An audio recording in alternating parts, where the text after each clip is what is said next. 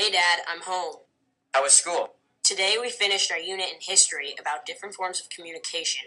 We learned that the earliest communications humans had were grunts and groans. Their grunts and groans gradually progressed into languages. Around 30,000 BC, they started to use pictographs to show objects, ideas, and feelings. This was a revolutionary breach in communication. People had been using pictographs for many thousands of years, but figures were not consistent and were hard to understand for some. So around 3000 BC, the Sumerians created the first official written language called cuneiform. Later in Egypt, they used hieroglyphics. They were similar to pictographs but were consistent in their symbols and meanings. Latin, created around the 3rd century BC, was the most commonly used language in the Roman Empire. The Roman Empire dominated their enemies through coordination, which would not have been possible without their written and spoken languages.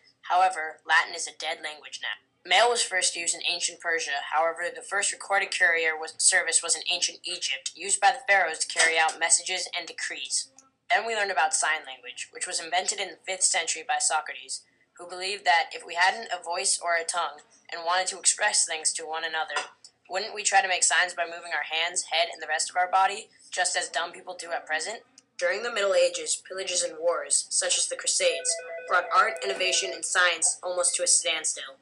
Besides speaking and writing, communication, too, was less revolutionary.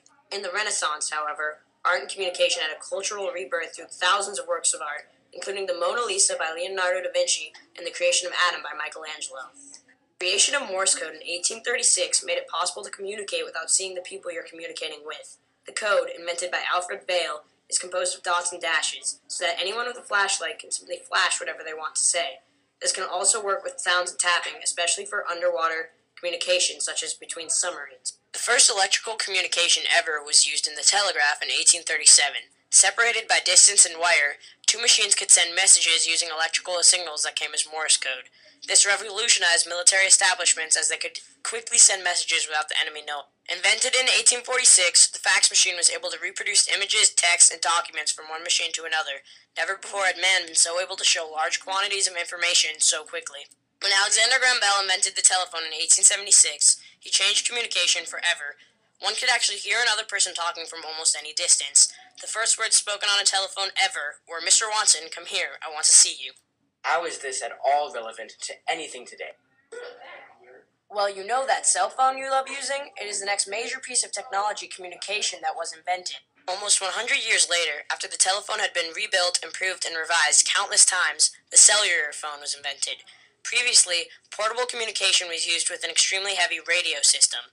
The invention of the cell phone made telephones much more popular and viable to use. Today, there are over 4.1 billion phones in use. Along with cell phones came the invention of texting between mobile devices. The average amount of text in a day sent by one person is around 50. The average amount of text sent in America in 1 month is 152.7 billion. There are over 845 million active accounts on Facebook today, one of the most popular current forms of communication. Facebook, online since 2004, contains millions of people, projects, and ideas. Facebook has been a catalyst in the communication of protesters in Middle Eastern countries. In 2011, the protester was named the Person of the Year by Time magazine.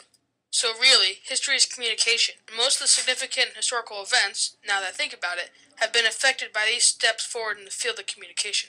I still love my BlackBerry, though. I can't believe how much you learn in school these days. I try.